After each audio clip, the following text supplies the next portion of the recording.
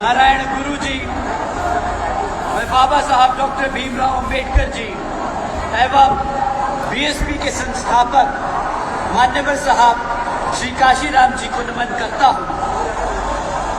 साथ ही मैं बहुजन समाज पार्टी की राष्ट्रीय अध्यक्ष व उत्तर प्रदेश की चार बार रही मुख्यमंत्री एवं पूर्व सांसद आदरणीय बहन जी के नाम से लोकप्रिय बहन कुमारी मायावती जी को पूरे तहे दिल से आभार प्रकट करता हूं। साथियों, जिन्होंने अपनी पूरी जिंदगी बहुजन समाज पार्टी के जन्मदाता एवं संस्थापक मान्यवर साहब श्री काशीराम जी के बताए हुए रास्ते पर चलकर परम पूज्य बाबा साहब डॉक्टर भीमराव अंबेडकर जी के मानवतावादी एवं आत्मसम्मान व स्वाभिमान के मूवमेंट को अपने आजीवन त्याग, तपस्या व कड़े संघर्ष के जरिए एक नई राजनीतिक ऊर्जा, शक्ति व पहचान दी है तथा उत्तर प्रदेश जैसे विशाल व महत्वपूर्ण राज्य में 4 बार अपनी पार्टी के बीएसपी के नेतृत्व में सरकार बनाकर खासकर बहुजन समाज के लिए एक ऐसी मिसाल बन चुकी है जिससे प्रेरणा लेकर करोड़ों लोग यहाँ सामाजिक परिवर्तन व आर्थिक तरक्की के मिशनरी कार्य से जुड़ चुके हैं। इतना ही नहीं बल्कि मैं खुद भी उनके इस नेतृत्व से प्रभावित होकर बीएसपी मूवमेंट से जुड़ा और उनके पद चिन्हों पर चलकर इस मिशनरी दायित्व व कर्तव्य को अपनी आखिरी सांस तक निभाने की पूरी कोशिश करता रहूंगा।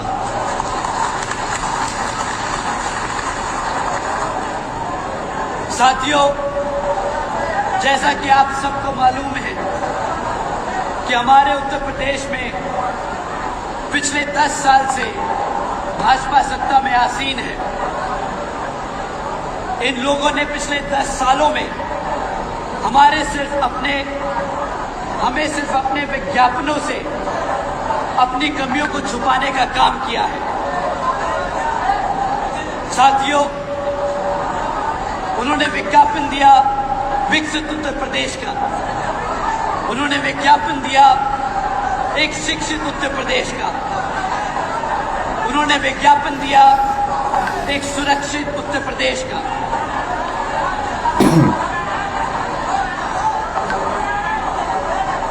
मैं बीजेपी की सरकार की कमियां गिनवाने नहीं आया हूं।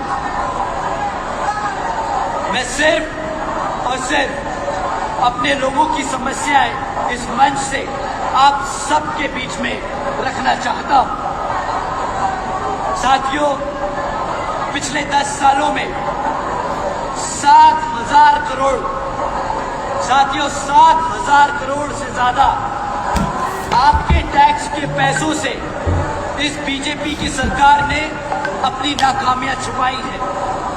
हमारी माताएं बहनें जो बैठी हैं, हमारे बड़े बुजुर्ग जो बैठे हैं, मेरे युवा साथी, आप सबको समझना होगा कि भाजपा ने पिछले 10 सालों में यहाँ आपके टैक्स के पैसों से अपनी कमियां छुपाने का काम किया है और कुछ करोड़ रुपए नहीं, 7,000 करोड़ रुपए, 7,000 करोड़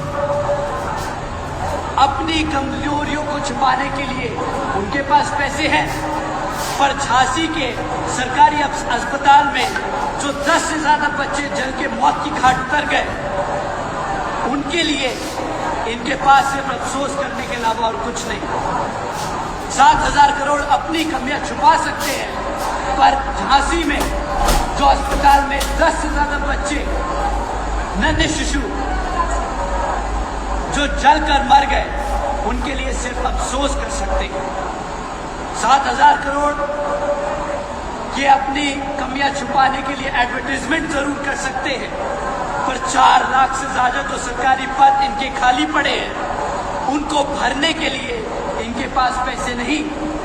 7,000 करोड़ आपका टैक्स का पैसा एडवर्टाइजमेंट में खर्चा बट आपके बच्चों को नौकरी नहीं दी गई। साथियों, पिछले 10 सालों में 10 से ज्यादा नेशनल एग्जामिनेशन के पेपर लीक हुए। 7,000 करोड़ रुपए खर्च तो दिए अपने एडवर्टीजमेंट में, परंतु अगर उसमें से कुछ पैसे अपने बच्चों के एग्जामिनेशन में लगा देते तो शायद आज यहाँ पे काफी सारे बच्चे वो एग्जामिनेशन पास कर सरकारी नौकरियों में लगे होते।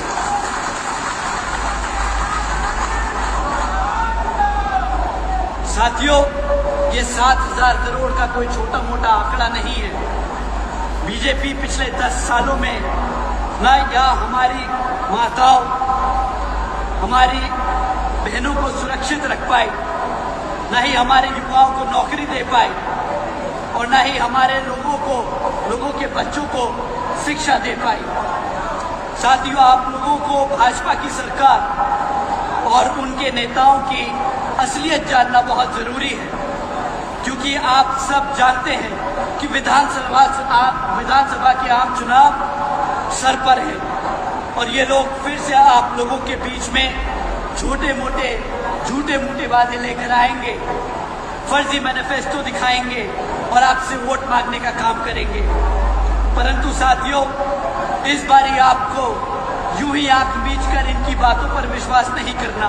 10 साल बहुत लंबा समय होता है। 7,000 करोड़ सिर्फ अपनी कमियां छुपाने के लिए बहुत बड़ी रकम होती है। साथियों, पिछले 10 साल का हिसाब अब हम इस विधानसभा में इनसे मांगने वाले हैं। पिछले 10 साल की भाजपा की सरकार की हकीकत मैं आप लोगों के बीच में रखता हूं। साथियों, अगर हम लॉ एंड ऑर्डर की बात करें तो भी भाजपा की यूपी की सरकार अव्वल नंबर पे रही हत्याओं के मामले में। पिछले 10 सालों में यहां पर पूरे देश भर में यूपी में सबसे ज्यादा हत्याएं रिपोर्ट होती रही और यहां पर भाजपा की सरकार के मुख्यमंत्री अपने आप को एनकाउंटर स्पेशलिस्ट बताते रहे। यहाँ पर कानून का राज का ढिंढोरा पीटते रहे, जबकि उनकी नाक के नीचे उनके प्रदेश में पूरे देश भर में सबसे ज्यादा हत्याएं होती रही। महिलाओं के खिलाफ अपराध, साथियों, हर साल 3,000 से ज्यादा हत्याएं होती रही और 65,000 से ज्यादा हमारे माताएं बहनों के खिलाफ अपराध होते रहे। और यहाँ पर पुलिस हम आप सबकी शक्ल देखती रह गई। साथियों, उत्तर प्रदेश की सरकार ऑर्गेनाइज क्राइम के मामले में हर साल 10,000 से ज्यादा किडनैपिंग, एक्सटॉर्शन, रैकेटियरिंग के केस दर्ज करती है। अब ये मैं अपने आप से आंकड़े नहीं बना रहा, ये सरकार की एनसीआरबी का डेटा है। साथियों, क्या ऐसी कोई सरकार को आप दोबारा मौका देना चाहोगे जिनके यहाँ नाक के नीचे रिकॉर्ड दर हत्याएं होती रही? 65,000 से ज्यादा महिलाओं के खिलाफ अत्याचार, 10,000 से ज्यादा किडनैपिंग और रैकेटियरिंग के केस। साथियों, ये तो वो है जो दर्ज हो पाए और आप सब जानते हैं कि पुलिस कितना कोशिश करती है सरकार के दबाव में आके कि आप लोगों की एफआईआर न दर्ज हो सके। साथियों, आप इन आंकड़ों को हल्के में मत लेना, क्योंकि हर एक आंकड़े के पीछे किसी की बहन, किसी की बेटी, किसी की माँ तो किसी की पिता या दोस्त का चेहरा होगा। साथियों, मैं सरकार आपके अपने आप को इनकाउंटर की सरकार या बाबा की सरकार पे बताती है, तो मैं आप सबसे पूछना चाहता हूं कि क्या ये इनकाउंटर या बाबा की सरकार, जिससे बहुत अपने आप को फेमस किया जा रहा है, क्या यहाँ पर कानून का राज है या फिर पुलिस की आड़ में गुंडों का राज? क्या यहाँ पर सरकार में पुलिस का राज है या फिर पुलिस की आड़ में गुंडों का राज? क्या ऐसी सरकार को दोबारा मौका देंगे आप? साथियों, ये वही समय है 5 साल में हर बारी एक बार आता है। बाबा साहब डॉक्टर भीमराव अंबेडकर जी की देन है कि आपको फिर से सरकार मौका दे रही है। ये संविधान आपको मौका दे रहा है कि इस सरकार को बदलने का, अपने भविष्य को बदलने का, अपनी माताओं बहनों को सुरक्षित करने का, अपने बच्चों को एक बेहतर भविष्य देने का इस बारी मौका मत छोड़िएगा। हाथी के सामने वाला बटन दबाकर इस कमल को कीचड़ से खिंचाड़ फेंक देगा। साथियों, दूसरा बहुत बड़ा मुद्दा सुरक्षा के बाद आता है हमारे बच्चों की शिक्षा का। पर यहाँ पर भी भाजपा की सरकार आपको बहुत बड़े बड़े पोस्टर लगाकर बताना चाहेगी कि उन्होंने किस तरह शिक्षा के क्षेत्र में नए नए झंडे गाड़े, परंतु इनकी हकीकत में आप लोगों के बीच में रखना चाहूंगा। साथियों, पिछले 10 सालों में इन्होंने नए स्कूल तो छोड़ो, पिछले 10 सालों में 25,000 से ज्यादा यहाँ के आपके प्रदेश में स्कूल बंद करने का काम किया है। 25,000 से ज्यादा स्कूल बंद किए, जहाँ पर हमारे जैसे बच्चों के, हमारे जैसे समाज के बच्चों के, हमारे समाज के लोग को बच्चे पढ़ने जाते हैं। बड़े लोग, घना सेठ के लोग प्राइवेट स्कूलों में पढ़ा सकते हैं, पर आपके गांव में जो सरकारी स्कूल है, मैं जानता हूं कि हमारे आधे से ज्यादा प्रदेश के लिए वही एक जगह है जहां पे शिक्षा हमारे बच्चों को मिलती है, और वो भी इस सरकार ने छीनने का काम किया। 25,000 से ज्यादा स्कूल बंद किए।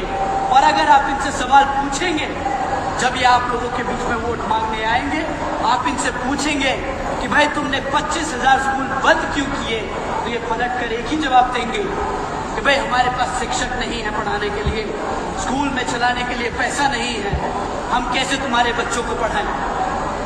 परंतु साथियों, उनको पलट कर सिर्फ एक ही जवाब देना, तुम्हारे पास 7,000 करोड़ है अपना बिलबोर्ड, अपना ऐड लगाने के लिए, और मेरे बच्चे की जब शिक्षा की बात होती है तो तुम्हारे पास पैसे नहीं उसे पढ़ाने के लिए।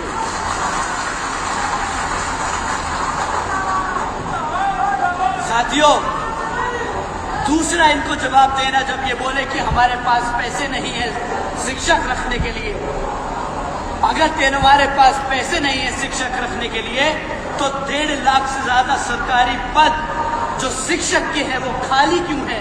क्यों तुमने वो वैकेंसी खोल रखी है? अगर खोल रखी है तो तुम्हारे पास पैसा है, तुमने बस भरा नहीं है।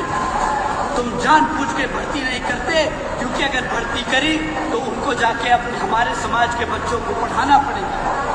हमारे समाज के बच्चे अगर पढ़ गए तो अपने अधिकारों के लिए लड़ना खड़े हो जाएंगे, लड़ेंगे अपने अधिकारों के लिए।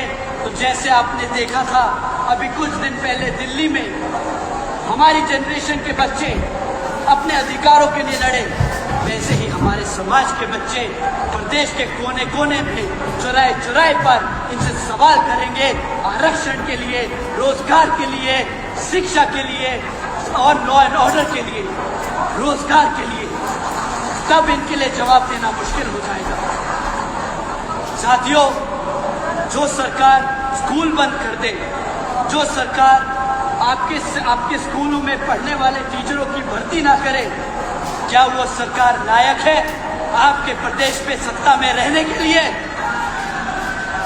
तो साथियों, मैं फिर से कहूंगा, ये मौका मत गवाना। मैं फिर से कहूंगा, ये मौका मत गवाना।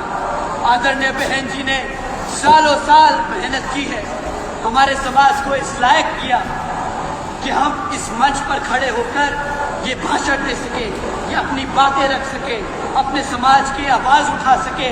तो साथियों, इस 5 साल के बाद जो हमें ये मौका मिला है, इसे गंवाना नहीं, अपना वोट जरूर डालने जाना, और इस बारी हाथी के सामने बटन दबाकर इस कमल को जड़ से उखाड़ने का काम करना।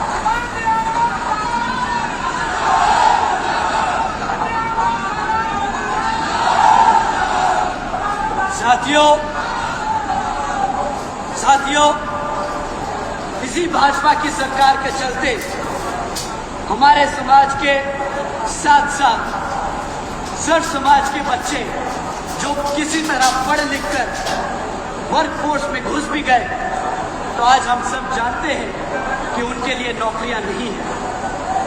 ये प्रदेश आंकड़ों को घुमाने में बहुत नंबर 1 है।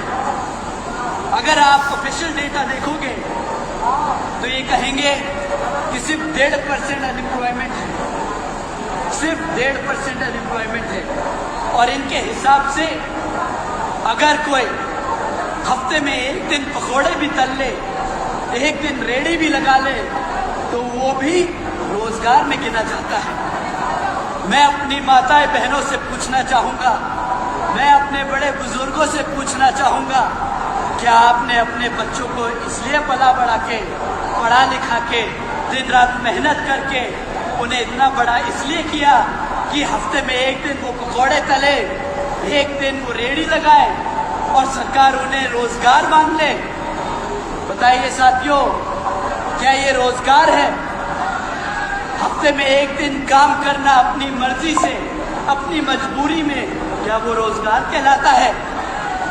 ये सरकार का नया तरीका है हमारे समाज को बेवकूफ बनाने का, हमारे समाज की आंखों में धूल झोंकने का।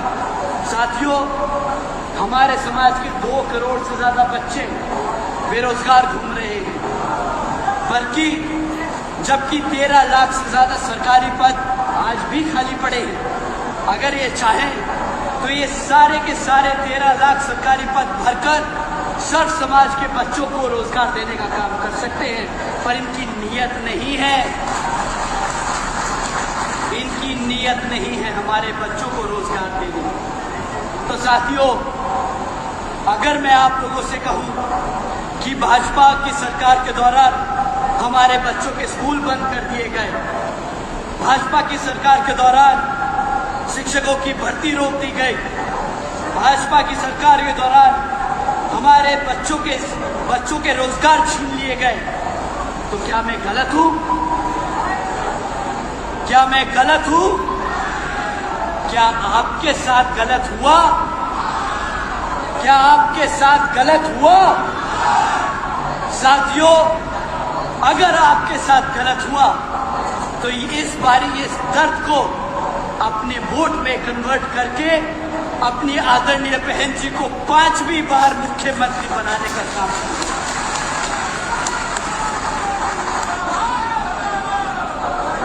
साथियों, अब आते हैं इनके तीसरे सबसे बड़े मुद्दे पर, जिसमें ये कभी भी नहीं चूकते।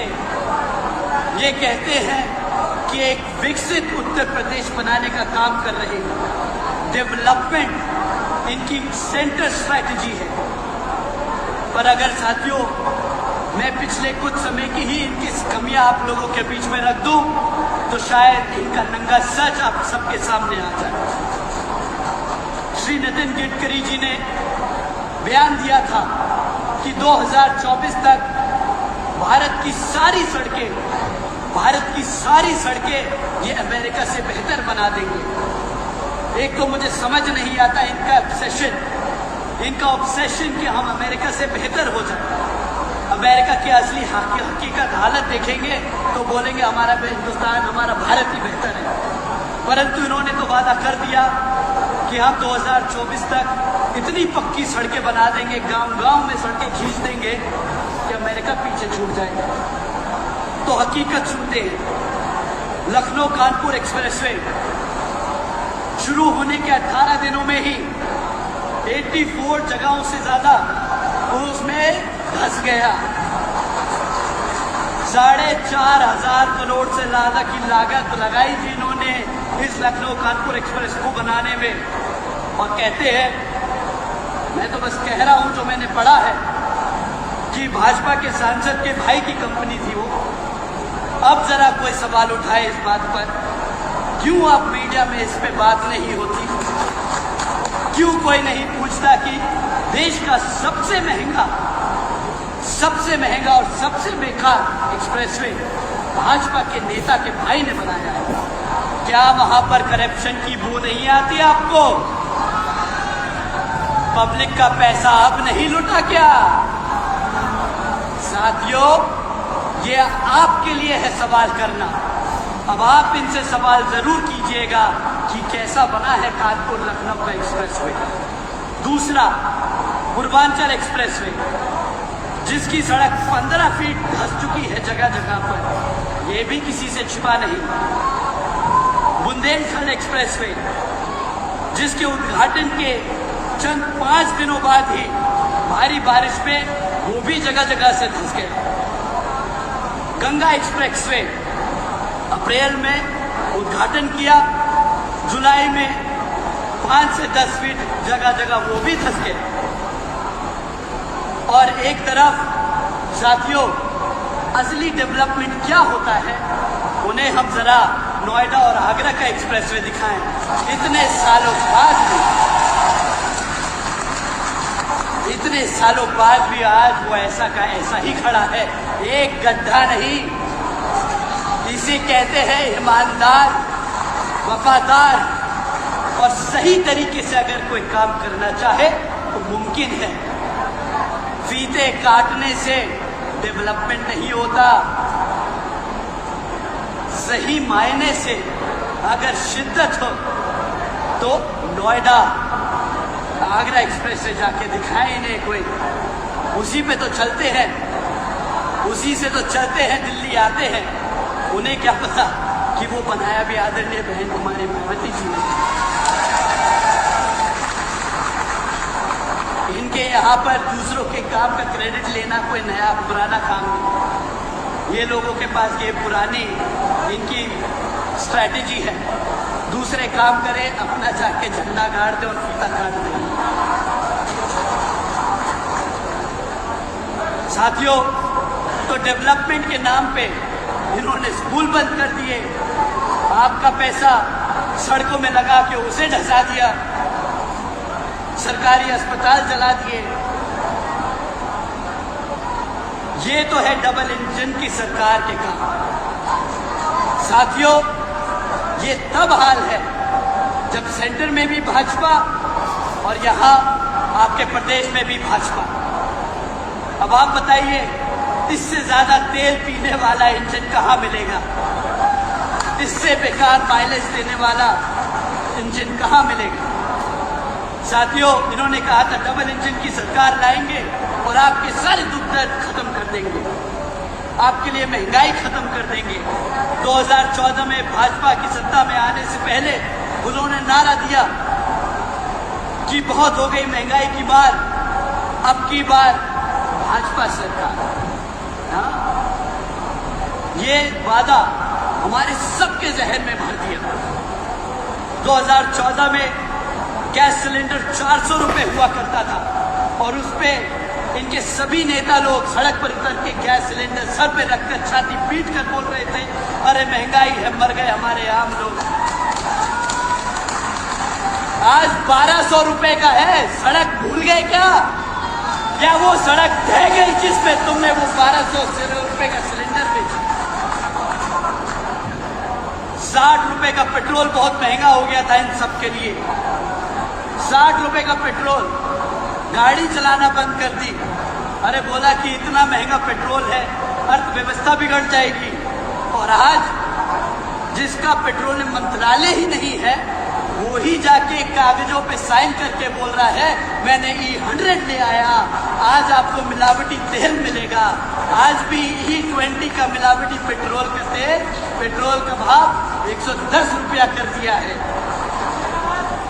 गन्ने का रस 60 रुपए में पेट्रोल मिलता था, आज 110 रुपए में गन्ने का रस बेच रहे हैं। मैंने बहुत लोगों को देखा गन्ने के स्टैंड के बाहर जाके खड़े होके बोलते हैं, अम्मा मैंने तेल तो भरवा लिया है, घर पे लोग आए हैं, उनके लिए भी थोड़ा सा कैन से ही निकाल लूंगा, गाड़ी के पेट्रोल के टैंक से ही निकाल लूंगा। ये तो हाल है इनका।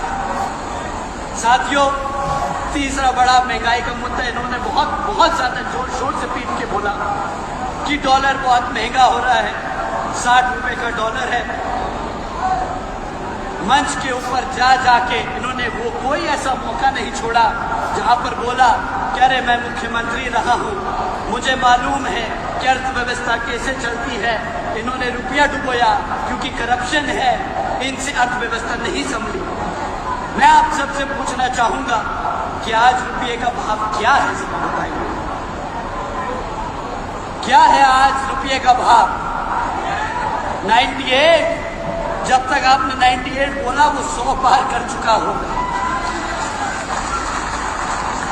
परंतु इनके कैबिनेट में बैठे मिनिस्टर जब इनसे सवाल किया जाता है कि भाई आपका डॉलर 100 रुपए पार करता दिख रहा है, तो बोलते हैं कि इट्स जस्ट अ नंबर, 100 रुपया एक नंबर ही तो है।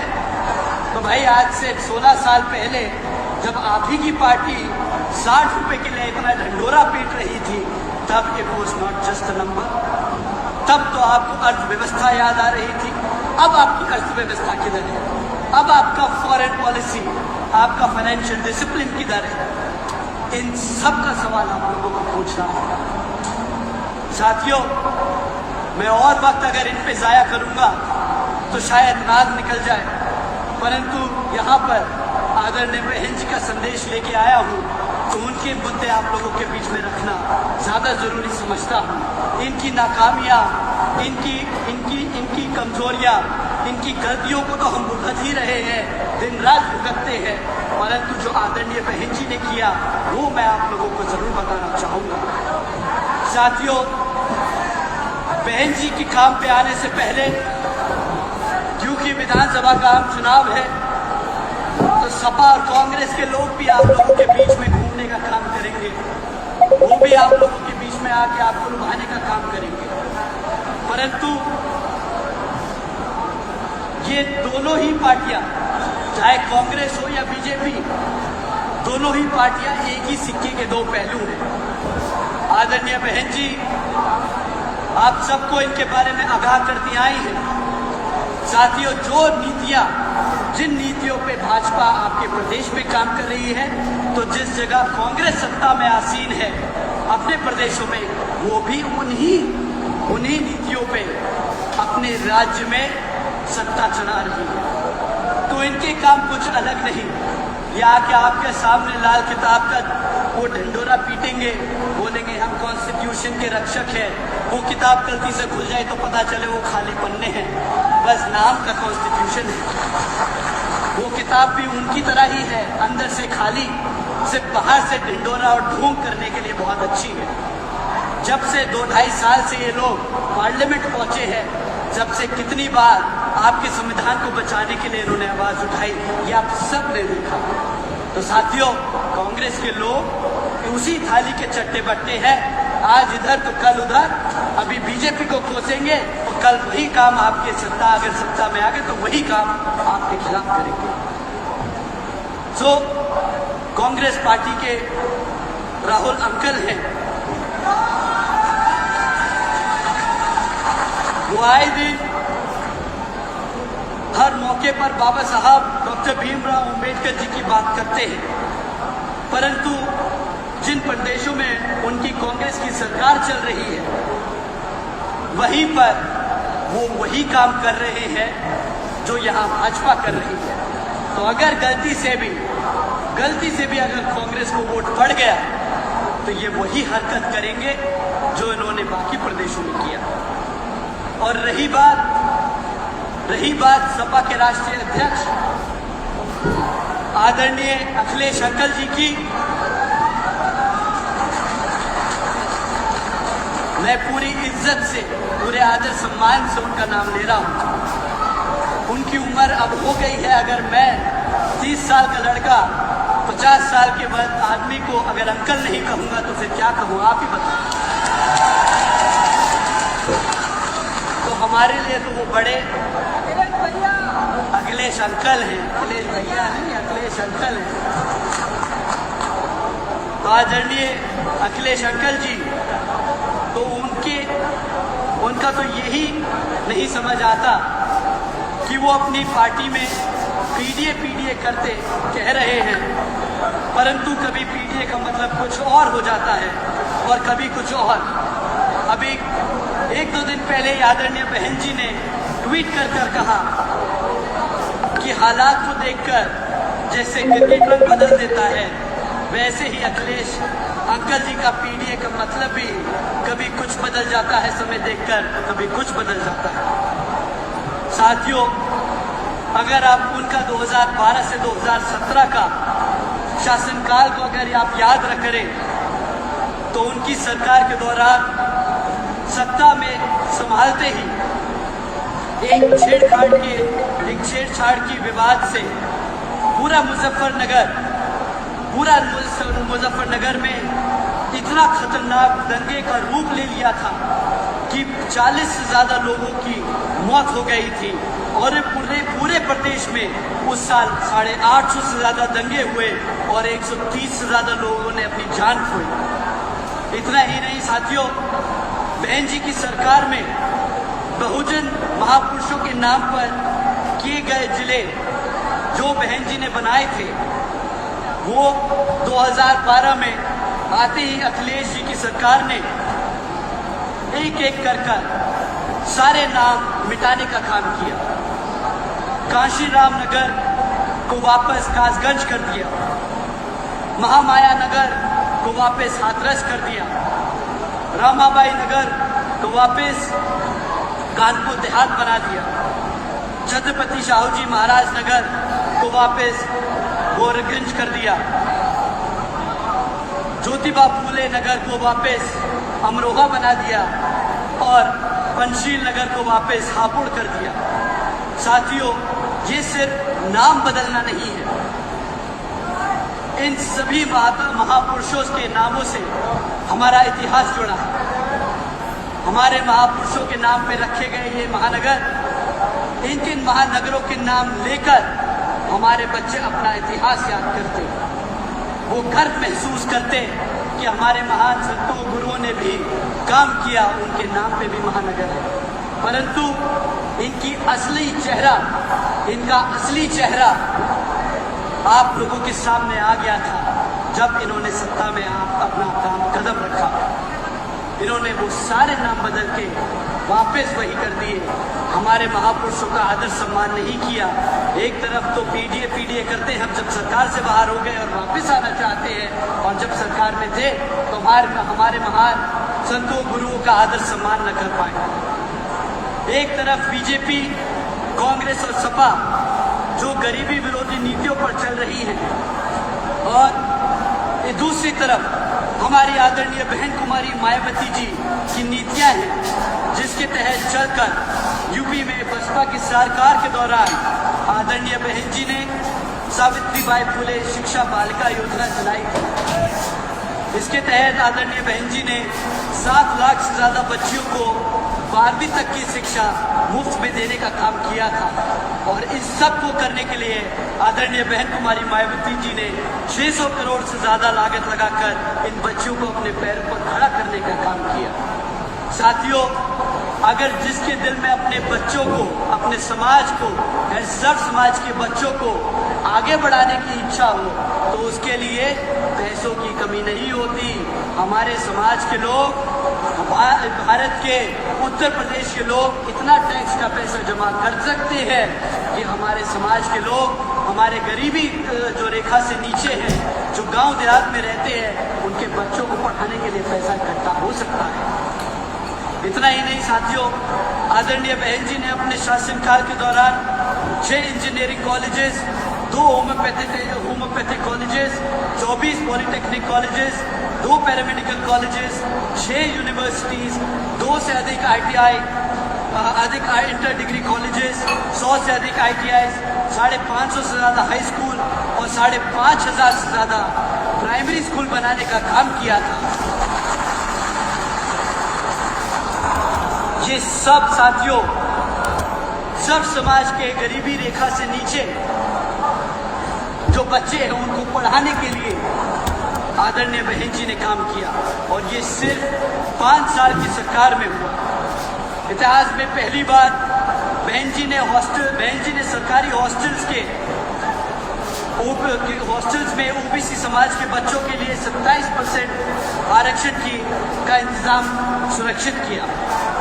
आदरणीय बहन जी ने बीएसपी की सरकार के दौरान लाखों भूमिहीन परिवारों को खेती करने के लिए 3-3 एकड़ के पट्टे, उन्होंने सरकारी जमीन के 3-3 एकड़ के पट्टे लाखों लोगों को अपना जमीन का मालिकाना हक दिलाने के लिए उनके नाम पर किया, ताकि वो अपनी जमीन के खुद मालिक बन सके और अपनी जमीन पर खुद फार्मिंग करके अपने पैरों पर खड़े हो सके।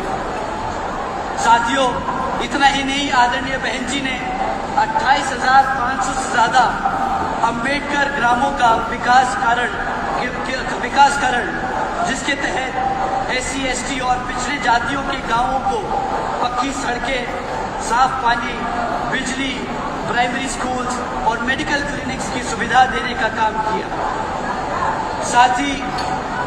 साथियों, ये लिस्ट इतनी लंबी है कि सोचकर कभी कभार हैरानी होती है कि ये इतना सारा काम कोई कैसे 5 साल में कर सकता है। लेकिन साथियों, अगर आपके समाज के लिए, आपके लोगों के लिए, अगर आपके दिल में सच्ची और ईमानदारी से करने की इच्छा हो, काम करने की इच्छा हो, तो हर काम मुमकिन है। जैसे आदरणीय बहन जी ने अपने 5 साल के शासनकाल के दौरान ही 90,000 से ज्यादा शिक्षकों को सरकारी नौकरी दी, 1 लाख से अधिक सफाई कर्मचारियों को रोजगार दिया, 2 लाख से अधिक जवानों को पुलिस फोर्स में भर्ती किया, 30 लाख से अधिक सब समाज के कमजोर वर्गों के लोगों को विभिन्न सरकारी नौकरी देने का काम किया।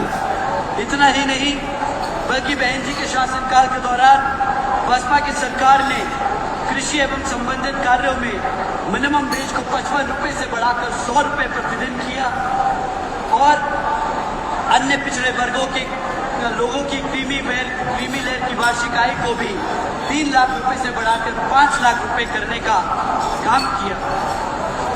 साथ ही आदरणीय बहन जी ने गन्ना खरीदी के दाम भी रातों रात दुगने कर दिए और किसानों को मुफ्त में बोरिंग और बिजली का सस्ते में कनेक्शन करके उन सबको खेती बाड़ी करने के लिए आगे बढ़ाया। साथियों, मैंने अभी कुछ दिन पहले पढ़ा कि भाजपा की सरकार के दौरान चलते हुए हमारे किसान भाइयों का कई सौ करोड़ रुपया आज भी सरकार पे बकाया है, उन्हें वो पैसा उनकी मेहनत का भी देना बाकी है। परंतु आदरणीय बहन कुमारी मायावती जी के शासनकाल में हमारे किसान भाइयों का हिसाब सबसे पहले क्लियर किया जाता था, उनको कभी भी अपनी मेहनत की कमाई के पैसों के लिए इंतजार नहीं करना पड़ा। साथियों, बीएसपी यूं ही अपने आप को सर्जन हिताय विसर्जन सुखाय की नीति पर चलने के आधार पर चलने वाली पार्टी नहीं कहती। उन्होंने हमारी पार्टी ने 4 बार के अपने शासनकाल में ये सब कार्य करके दिखाए।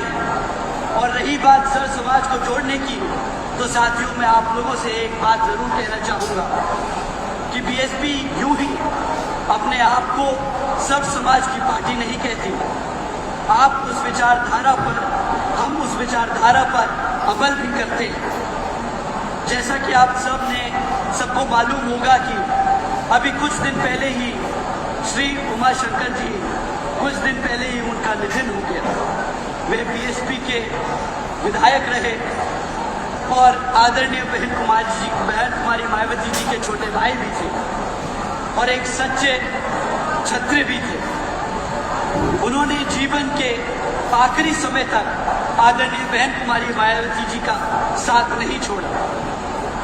बहुत मुश्किलें आई, सपा की सरकार में और भाजपा की सरकार में उन्हें बहुत परेशान किया गया, झूठे मुकदमे लगाए गए, लेकिन वह चट्टान की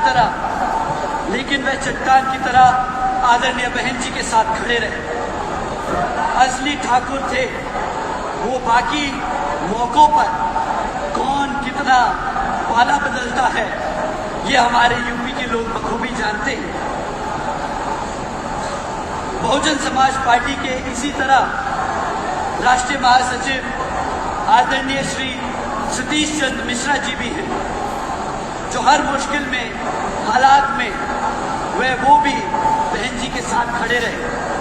वो कभी भी छोटे लालच में आकर चाहे कितना भी बुरा समय रहा, उन्होंने कभी भी पार्टी को धोखा नहीं दिया। उनकी तरह ही आज मंच पर मौजूद हम सबके बीच में मुमताज अली जी भी हैं, जिन्होंने इतने सालों तक पार्टी को पूरी दिन रात मेहनत कर अपना पूरा दिन रात मेहनत कर तपस्या कर अच्छे बुरे समय में कभी भी पार्टी और आदरणीय बहन जी का साथ नहीं छोड़ा। पाल समाज से चाहे वो लोग रहे, हर समाज के लोग बसपा के समर्पित सिपाही हैं। हर वर्ग, हर समाज के लोग बहन कुमारी मायावती जी को अपना नेता मानते हैं, क्योंकि बहन जी ने हमेशा सर समाज के हितों के व सर समाज के सुखों का हमेशा ध्यान रखा है। आप प्रदेश के किसी भी कोने में जाकर आप ये पूछ सकते हैं किसी भी महिला से, किसी भी शख्स से कि आदरणीय बहन जी के शासनकाल में क्या आप सुरक्षित थे, तो वो आपको पलट कर एक ही जवाब देंगे कि हमें सबसे ज्यादा सुरक्षित आदरणीय बहन जी के शासनकाल में ही महसूस होता। साथियों, इसी क्रम में आप लोगों के बीच में मौजूद डॉक्टर अवनीश शर्मा जी यहाँ बैठे हैं। पिछली बारी भी वे बसपा से प्रत्याशी थे, इस बारी भी वे बहन जी के सच्चे सिपाही बनकर यहाँ आप लोगों के बीच में खड़े हैं।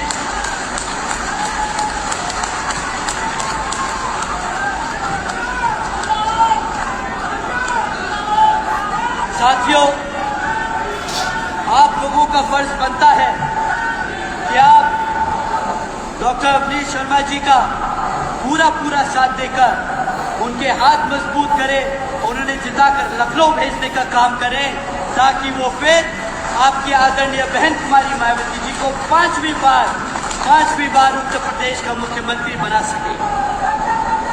साथियों, यही नीतियां हैं बसपा की, लेकिन पार्टी के जो दल बदलने वाले, जो बार समय पर समय को देखकर दल बदल देते हैं, उन लोगों से आप लोगों को हमेशा सतर्क रहना होगा और अपनी ही पार्टी के सामने वाले बटन को दबाकर उन्हें जिताकर लखनऊ भेजने का काम करना होगा।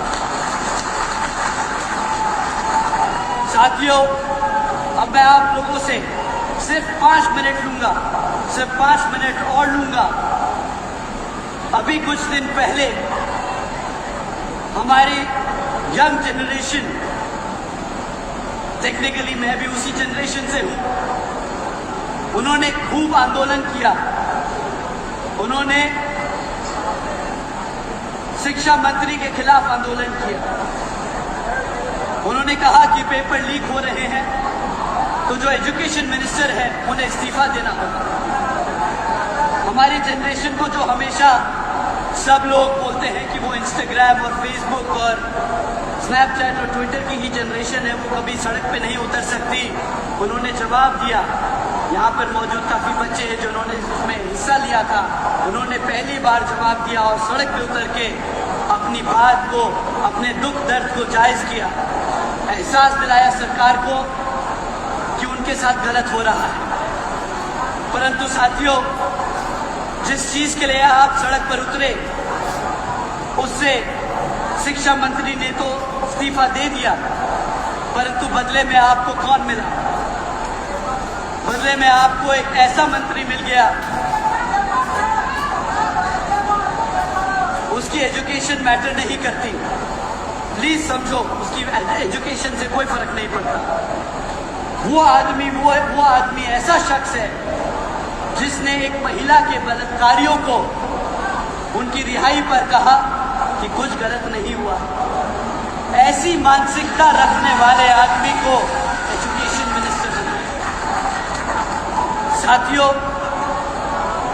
उस आंदोलन के जितने भी लीडर्स थे, मैं उनको कुछ गलत नहीं कहता, परंतु डायलॉग बाजी से सरकार नहीं बदलती। ये कहने से कि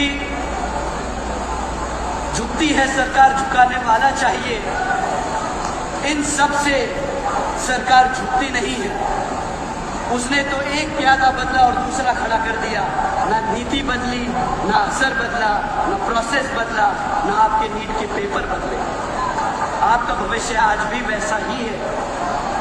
साथियों, अगर आपको सही मायने में अगर आपको अपनी व्यवस्था ठीक करनी है, अपना भविष्य ठीक करना है, तो मान्यवर साहब आपको कहकर गए हैं, आदरणीय बहन जी आप लोगों को समझा के थक गए कि सत्ता बदलनी होगी, सत्ता में बैठे लोग बदलने होंगे, आपको खुद शासक बनना पड़ेगा, क्योंकि आप अपनी किस्मत खुद लिख सकते हैं। आपसे ज्यादा बेहतर आपके लिए कोई और नहीं सोच सकता।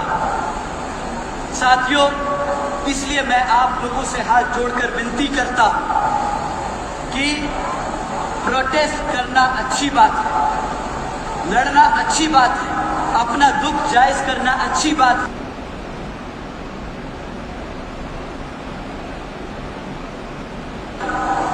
परंतु उसके लिए सही एक्शन लेना भी उतना ही जरूरी है।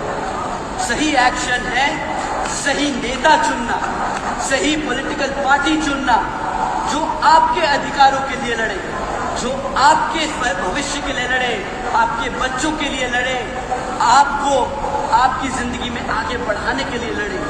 साथियों, उनके कामों को देखकर उन्हें वोट दो, उनके वादों पर नहीं, मैनिफेस्टो पर नहीं, छोटे लालचों पर नहीं कि 2000 रुपए 3000 रुपए बेरोजगारी भत्ता ले लो, मुफ्त में राशन ले लो। ये सब फर्जी बातें हैं, ये सब बेकार की बातें हैं। आप सबको अगर अपना भविष्य खुद सुधारना है तो अपनी राजनीतिक ताकत आपको खुद बनना होगा, अपनी पार्टी को खुद चुनना होगा, अपनी आदरणीय बहन जी के कामों पर समझो और वोट देकर उन्हें दोबारा सत्ता में लाओ, ताकि वो आपके भविष्य के लिए काम कर सके। साथियों, इन्होंने एक नया प्रोपेगेंडा चालू किया है, 2 मिनट और, कि इन्होंने अब ये चालू किया कि जो यंग जनरेशन है उनके पास रोजगार नहीं, उनके पेपर लीक, उनके पास काम धंधा नहीं, वो बेरोजगार घूम रहे हैं, तो उनको आपस में उलझाने के लिए, लड़ाने के लिए क्या नया प्रोपेगेंडा खड़ा किया जाए। तो उन्होंने एक नया प्रोपेगेंडा खड़ा किया कि आरक्षण हटाओ। आरक्षण हटाओ को उन्होंने तो गरीबी हटाओ मंत्रा बना लिया है।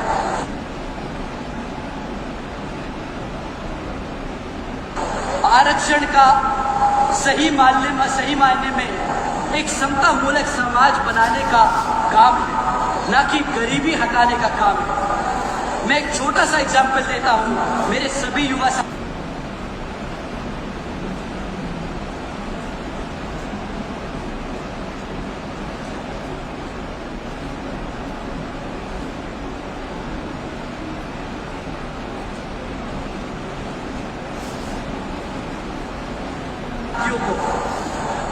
आरक्षण चलता कैसे? आप एक बात बताओ कि जब आज से 20 साल पहले आपके जो माँ बाप हैं, 25 साल पहले जो आपके बड़े भाई बहन हैं, वो वर्क फोर्स में आ रहे थे, तब स्कूल में, कॉलेजेस में कितनी सीटें थी? हाइपोथेटिकली मैं कहता हूं कि 100 सीटें थी, आपको समझाने के लिए। तब पढ़ने वाले बच्चे से 100 ही थे, उसमें से 20% को आरक्षण देना था। तो जो बच्चे कमजोर थे, जो पढ़ लिख नहीं पा रहे थे, जिनके पास सही सुविधा नहीं थी, उनको भी वो सीटें मिल गई ताकि वो भी पढ़ लिख कर आगे बढ़ सके। परंतु पिछले 20-25 सालों में क्या हुआ कि वो जो 100 सीटें थी वो घटकर आज 50 रह गई, क्योंकि इन्होंने स्कूलों को बंद करने में कोई कमी नहीं छोड़ी।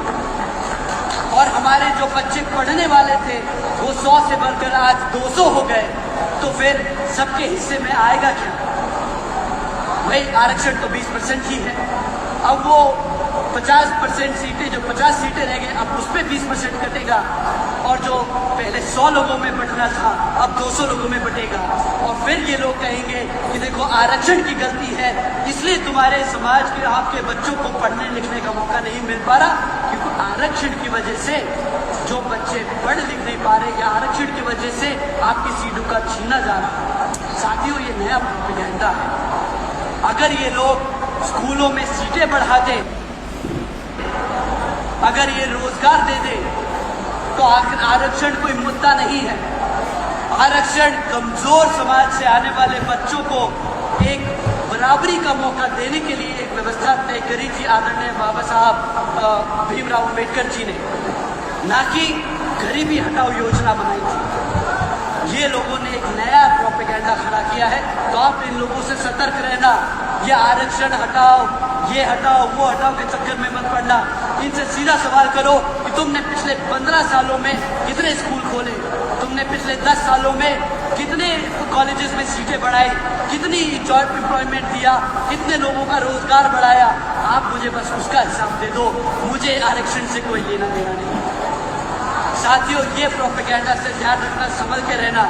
ये लोग आप लोगों को फिर से आपस में झगड़ने के लिए एक नया मुद्दा छोड़ के जा रहे हैं। साथियों, आप लोगों ने इतने धैर्य से मेरी बातें सुनी। आदरणीय बहन जी के आप लोगों ने मुद्दे, उनकी काम को सुना। मैं आप सभी का तहे दिल से धन्यवाद करता हूँ। आप लोगों ने इतनी गर्मी में इतनी देर तक हमारे प्रत्याशी जो आपकी सदाबाद सीट से लड़ने के लिए आप लोगों के बीच में दिन रात मेहनत कर, आप लोगों की समस्याएं सुनकर, आपके हकों की आवाज़ों को विधानसभा में उठाने का जो काम करने वाले हैं डॉक्टर साहब श्री अवधेश शर्मा जी को आप लोग इस विधानसभा आम चुनाव में हाथी के बटन के सामने वाला बटन दबाकर उन्हें भारी मतों से जिताकर लखनऊ भेजने का जरूर काम करें। साथियों, इस बार वोट हाथी को, अपने पुराने साथी को। इस बार वोट हमारे हाथी को, अपने पुराने साथी को।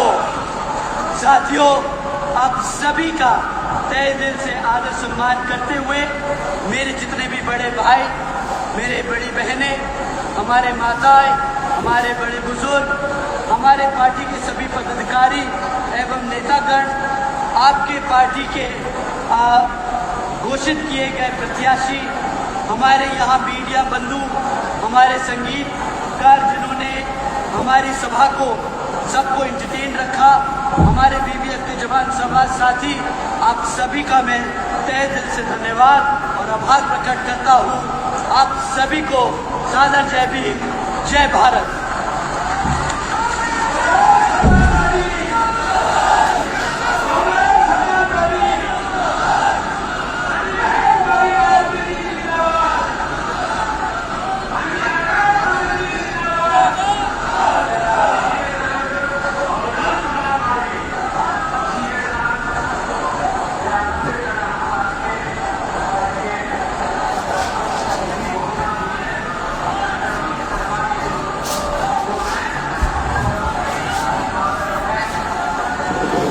सभी से करबद्ध निवेदन है, केवल 2 मिनट अपने भाई डॉक्टर अरविंद शर्मा को भी दे दें। सर्वप्रथम संविधान के रचयिता, महामानव कहे जाने वाले बाबा साहब doctor B are Ambedkar ji को नमन वंदन करते हुए